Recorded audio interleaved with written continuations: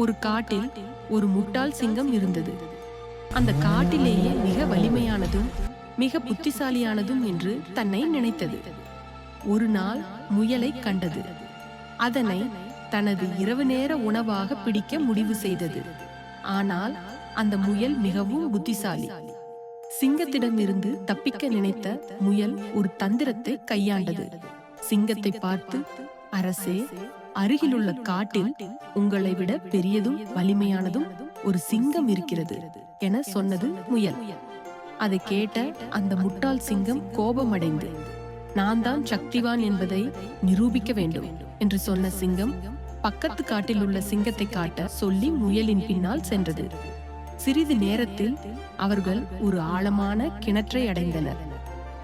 முயல் சிரித்துக்கொண்டு சொன்னது, அந்த சிங்கம் இந்த கிணற்றுக்குள் தான் இருக்கிறது என்று. அந்த முட்டாள் சிங்கம் கிணற்றின் உள்ளே எட்டி பார்த்தது. அதில் தன் பிரதிபலிப்பு தெரிந்தது. அது தன்னையே மற்றொரு சிங்கம் என நினைத்து கோபமாக கர்ஜித்தது. அதன் பிரதிபலிப்பும் அதே போல் கர்ஜித்தது.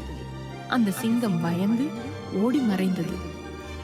அப்போதுதான் அதற்கு புரிந்தது, அகங்காரம் மற்றும் முட்டாள்தனம் சேர்ந்து நடந்தால் அதுவே நஷ்டத்தை தரும்.